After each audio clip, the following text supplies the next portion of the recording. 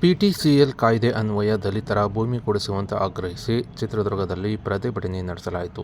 ಇನ್ನು ದಲಿತರ ಭೂಮಿಯನ್ನು ಮಾರಾಟ ಮಾಡದಂತೆ ತಡೆಯುವ ಉದ್ದೇಶದಿಂದ ರಾಜ್ಯ ಸರ್ಕಾರ ಪಿಟಿಸಿಎಲ್ ಕಾಯ್ದೆಗೆ ತಿದ್ದುಪಡಿ ತಂದಿದ್ದು, ಕಾಯ್ದೆಯ ಅನ್ವಯ ದಲಿತರ ಭೂಮಿಯನ್ನು ಅವರಿಗೆ ಸಿಗುವಂತೆ ಮಾಡಿ ವಿಳಂಬವಾಗದಂತೆ ತಡೆಯಬೇಕು ಅಂತ ಆಗ್ರಹಿಸಿ ಅಂಬೇಡ್ಕರ್ ಸ್ವಾಭಿಮಾನಿ ಸೇನೆಯ ಕಾರ್ಯಕರ್ತರು ಚಿತ್ರದುರ್ಗದಲ್ಲಿ ಪ್ರತಿಭಟನೆ ನಡೆಸಿದರು.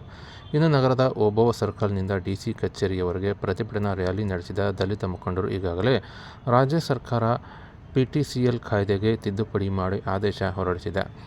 ಆದರೆ ಕೆಲ ಅಧಿಕಾರಿಗಳು ಈ ನಿಯಮ ಉಲ್ಲಂಘಿಸಿ ದಲಿತರ ಆಸ್ತಿ ವಿಚಾರದಲ್ಲಿ ಕಾಯ್ದೆಗೆ ವಿರುದ್ಧ ತೀರ್ಪನ್ನು ನೀಡಿದ್ದಾರೆ.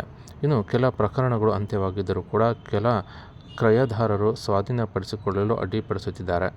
ಇನ್ನು ಪಿಟಿಸಿಎಲ್ ಕಾಯ್ದೆ ಪ್ರಕಾರ ಮರುಪರಿಶೀಲನೆ ಮಾಡಿ ದಲಿತರಿಗೆ ನ್ಯಾಯ ಕೊಡಿಸಬೇಕು.